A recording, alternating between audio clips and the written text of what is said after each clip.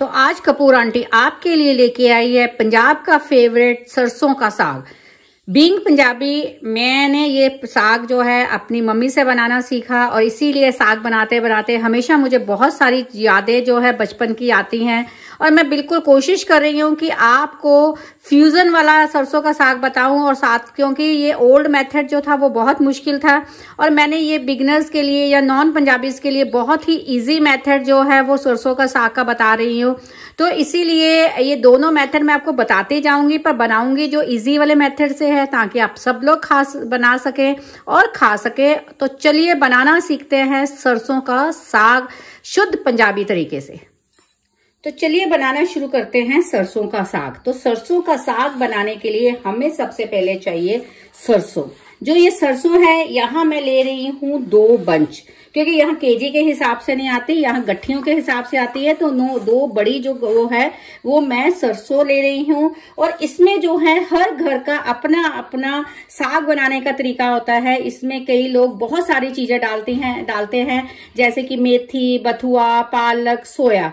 पर यहाँ मैं जो मेरे घर में चीजें बदलती हैं वो बता रही हूँ कि हम डालते हैं हमें सरसों का साग, उसमें हमें डालना है बथुआ। बथुआ जो है वो मेन इसकी रहती है। 2 बंचेस मैंने बड़ी लिए हैं सरसों की, तो ये छोटी बंच जो है मैंने लेना है बथुआ का। और कई लोग इसमें पालक भी डालते हैं और मैं भी पालक डालती हूँ, क्योंकि पालक और बथुआ डालने से साग बहुत ही मुलायम बनता है, बहुत ही अच्छे से स्मूथ कंसिस्टेंसी आती है। तो हमने 2 गड्डियां बड़ी ली है सरसों की और उसमें डालना है हाफ जो है वो दूसरा इंग्रेडिएंट। मतलब चाहे वो केवल आप बथुआ डाल लें, अगर आपने 1 किलो साग लिया है तो 250 ग्राम से हाफ केजी आप बथुआ और पालक दोनों मिक्स करके भी डाल सकते हैं, सिर्फ बथुआ भी डाल सकते हैं। अगर आपके यहाँ बथुआ नहीं मिलता तो आप केवल पालक भी डाल सकते हैं, क्योंकि अगर हम सरसों का साग बनाते हैं तो वो इतना स्मूथ नहीं बनता। तो उसको स्मूथ बनाने के लिए हमें ये चीजें ऐड करनी पड़ती हैं।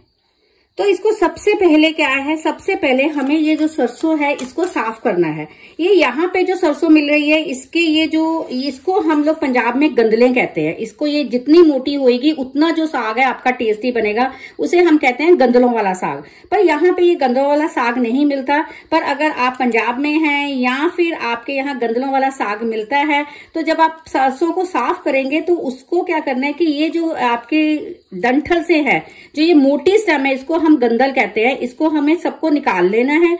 और इसको फिर हमें इसको जो है ऐसे चाकू से इसके जो बाहर का हार्ड पोर्शन है उसको जो है वो छील लेना है।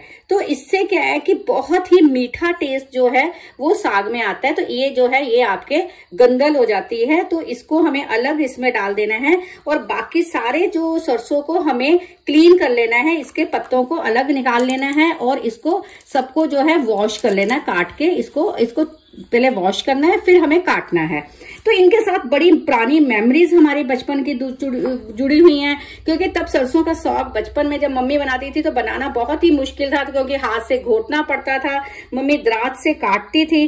तो तब का जमाना और था और अब जो है ये सब शॉर्टकट है। तो मैं आपको जो क्विक वाला जो है वो मेथड बता रही हूँ। तो इस तरह से हमें जो है सरसों को साफ कर लेना है। और जो बथुआ है उसके क्या करने हैं, हमें बथुआ के जो है वो पत्ते तोड़ने हैं। बथुआ की हमें स्टेम नहीं डालनी, बथुआ के हमें पत्ते तोड़ने हैं। और पालक के भी हमें जो है वो पत्ते तोड़कर इन सबको अभी हम साफ कर लेंगे। तो देखिए इस तरह से हमने पत्ता जो है वो पालक साफ कर ली है और सरसों को भी हमने बिल्कुल पत्ते तोड़कर हमने इसको साफ कर लिया है। और इसकी जो गंदले मैंने आपको बताई थी वो हमने छील ली हैं। और इस तरह से जो हमारा बाथू था उसके भी हमने पत्ते तोड़ लिए हैं। अब हमारा नेक्स्ट स्टेप है कि हम इसको बहुत अच्छे से वॉश करेंगे, क्योंकि जो बाथू होता है उसमें बहुत रेत होती है, तो इसको 3-4 पानी से वॉश करना बहुत जरूरी है। वॉश करने के बाद हम इसको बारीक जो है वो काटेंगे। तो अभी मैंने इसको वॉश कर लिया है, अब हम इसको बारीक काटेंगे। इसके साथ भी बहुत सारी यादें हैं, क्योंकि पहले इसको दराज से काटते थे और जो जितना बारीक काटते थे उतना ही मेरी माँ खुश होती थी कि देखो मैंने दराज से कितना बारीक काटा है इसको। अब क्या है, आप कुकर में पकाना होता है, पहले बिना कुकर के, कुकर नहीं होते थे तो बारीक काटना पड़ता था ताकि अच्छे से गल जाए। पर अगर आप कैसे भी काटेंगे, मोटा काटेंगे, बारीक काटेंगे, तो आपका कुकर में तो गल ही जाना है। तो इसलिए अब कोई जरूरी नहीं है कि आप कितना बारीक काटते हैं। पर मेरी इसके साथ बहुत यादें हैं, तो जब भी मैं साग बनाती हूँ तो बहुत दिल से, यादों से माँ को याद करते हुए बनाती हूँ कि वो कितना रात में काटकर खुश होती थी कि मैंने कितना बारीक काटा है। तो इस तरह से हमने जो है धोकर सरसों को, पालक को और जो है बथुआ को, उसको ऐसे बारीक बारीक करके या जितना भी आप काट सकते हैं उतना इसको काट लेना है। तो देखिए हमने ये सारी तीनों चीजें काट ली हैं और उसको कुकर में रख दिया है। और इसी में हमने जो ये स्टेम्स, जो गंदल डाली थी, वो डाल देनी है। और इसके बाद इसमें डालना है, इसको जब उबालते वक्त ही इसमें हमें डालना है बहुत सारा लहसुन। लहसुन मतलब 2 जो बड़े पॉड है वो मैंने यहाँ लहसुन के डाल रही हूँ। और उसके बाद इसको उबालते वक्त ही हमें डालना है करीब 1 इंच के करीब जिंजर को, अदरक को काट कर। और इसमें क्या है, हमें बाद में कोई ज्यादा मसाले नहीं डालने, इसीलिए इसमें जो मेन टेस्ट होता है वो होता है हरी मिर्च का। तो इसमें मैं 7 से 8 जो है वो हरी मिर्च डाल रही हूँ। तो इसको काटने की जरूरत नहीं, क्योंकि हम इसको इतने अच्छे से बॉईल करने वाले हैं कि ये सारी चीजें जो है वो बहुत अच्छे से पक जाएंगी। इसके बाद इसमें हम डालेंगे 1 गिलास जो है पानी, क्योंकि जो साग है वो अपना पानी बहुत छोड़ता है, तो इसीलिए पानी हम 1 गिलास ही डाल रहे हैं। और इसमें आप टेस्ट के मुताबिक जो है सॉल्ट डालेंगे। यहाँ मैं 2 टीस्पून जो है वो सॉल्ट के डाल रही हूँ। तो इस तरह से ये जो हमारा साग है इसको हम बॉईल करेंगे। हम 1 विसल दिलवाने के बाद करीब 15 मिनट तक इसको पकाएंगे। 15 मिनट के बाद हम इसको बंद कर देंगे। उसके बाद हमें अगला क्या प्रोसेस करना है वो मैं आपको बताऊंगी।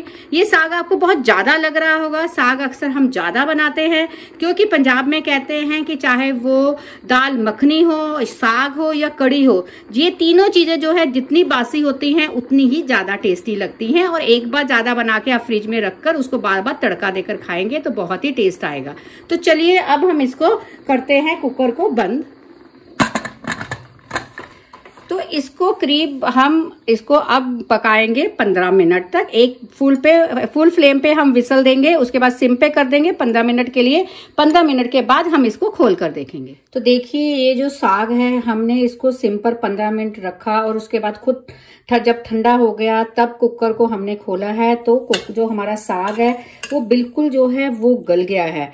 तो अब इसमें अभी हमें क्या करना है, मैं आपको पुराना ट्रेडिशनल मेथड भी बता देती हूँ। जैसा कि मेरी मम्मी और सास करते थे, पुराने जमाने में क्या करते थे कि इसका ये पानी जो है वो सारा अलग कर लिया जाता था, क्योंकि तब के जमाने में हाथ से जो है वो साग को घोटा जाता था, उसका टेस्ट ही अलग होता था। इस घोटने से इसका पानी निकाल के इसको ऐसे घोटते थे और उसके बाद इसमें मक्की का आटा डालते थे, थोड़ा थोड़ा मक्की का आटा, अल्लन जिसे कहते हैं हम, वो डालते थे। पर अब टाइम बदल गया है, अब ना तो ये इतने मुश्किल काम हम करते हैं या ना हमसे होते हैं। तो इसलिए आजकल का जो है वो मैं बता देती हूँ कि मैं अब क्या इसको सिंप्लीफाई करने के लिए और बहुत ईजी करने के लिए क्या करते हैं कि हम लोग जो है ये 1/2 कप जो है वो मक्की का आटा ले रहे हैं, जिसको कि हम अल्लन कहते हैं। और अब हम इसका पानी डालकर एक पेस्ट बना लेंगे।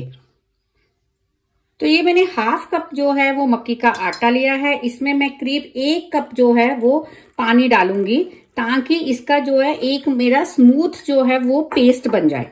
तो ये अल्लन है, क्योंकि हमें ये जो साग है ये हाथ से हमने नहीं घोटना या हाथ से नहीं इसको अच्छे से पीसना। तो इसको हम मिक्सी या ब्लेंडर की हेल्प से पीसेंगे। तो इसके लिए जरूरी है कि इसमें गुठलियां ना पड़े, और इसलिए हम मक्की के आटे का जो है ये पेस्ट बना ले रहे हैं बिना गुठलियों के, एकदम जो है वो स्मूथ हाथ से पेस्ट बना लेना है।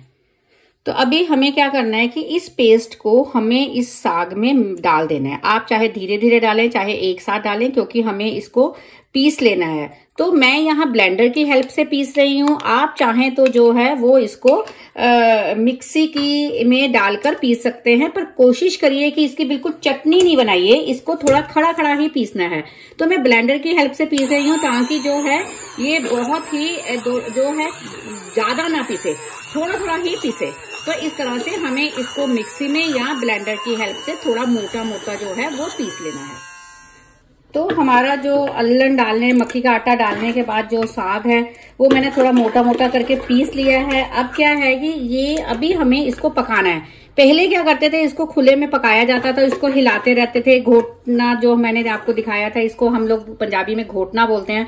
घोटने से चलाते रहते थे, पर इसका भी मैंने एक इजी तरीका है। इसको हमें कुछ भी अभी पकाना जो है वो ऐसे सिम पे, क्योंकि इसकी बहुत मक्की के आटे के कारण ये बहुत ही छींटे उड़ते हैं। तो इसके लिए अभी हमें क्या करना है कि अभी हमें इसमें करीब 1 गिलास जो है वो पानी का मिलाना है,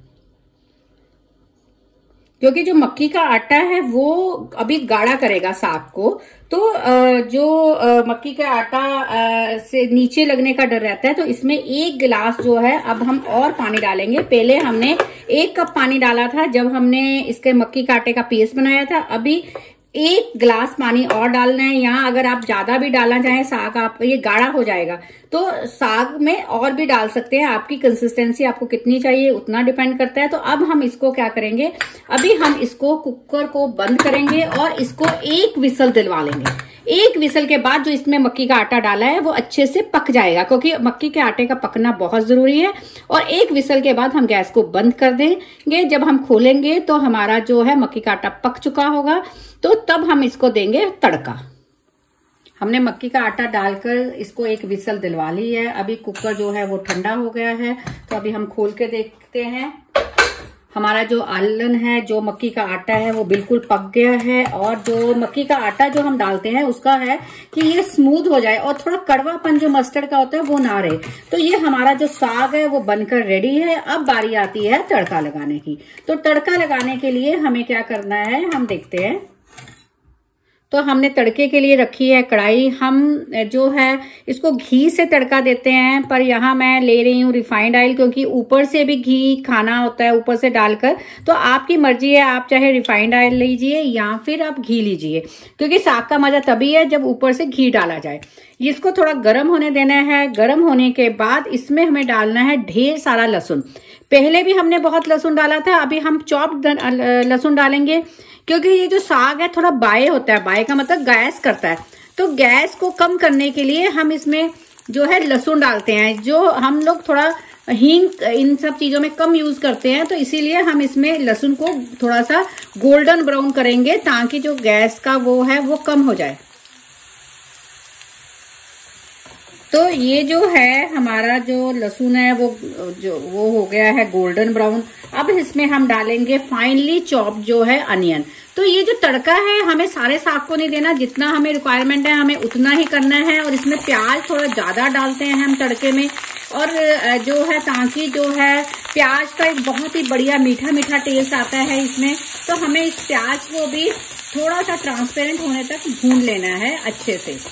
इसमें मैं टमाटर नहीं डालती हूँ, कई लोग टमाटर डालते हैं, पर मुझे टमाटर हमारे घर में नहीं डलता है, तो मैं टमाटर नहीं डाल रही हूँ।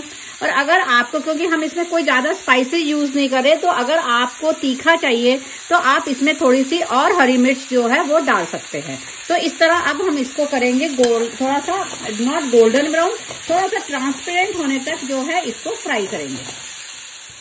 तो देखिए हमारे जो प्याज है वो ट्रांसपेरेंट से हो गए हैं। अब जो है हमें जितना हमें साग खाना है उसी के मुताबिक हमें इसको तड़का लगाना है। तो जैसे हमें 2 लोगों के लिए हमें साग अभी चाहिए, तो बाकी का साग मैंने जैसे आपको बोला कि बासी साग जो है वो बहुत ही अच्छा लगता है। तो इसमें हम डालेंगे अपनी रिक्वायरमेंट के मुताबिक करीब 3-4 जो है कटोरी जो है वो साग की डालेंगे, और बाकी का साग हम फ्रिज में रख देंगे नेक्स्ट टाइम के लिए। तो देखिए ये जो है साग जो है अभी तड़का हमारा हो गया है। तो ये हमारा जो साग है वो बिल्कुल रेडी है। आप टेस्ट करके देख के अपना नमक अगर आपको कम लगता है तो ऐड कर सकते हैं, क्योंकि साग जब देखने में ज्यादा लगता है सुकड़ के कम हो जाता है, तो नमक का पहले बिगिनर्स को हिसाब नहीं रहता, तो पहले आप कम डालो। तो अभी तड़का के वक्त आप टेस्ट करके देख लो। और इसमें मैं कोई मसाला नहीं डालती हूँ, सिर्फ इसको ऐसे ही बहुत ही टेस्ट आता है, जो गार्लिक का है, जो जिंजर का है, हरी मिर्ची का।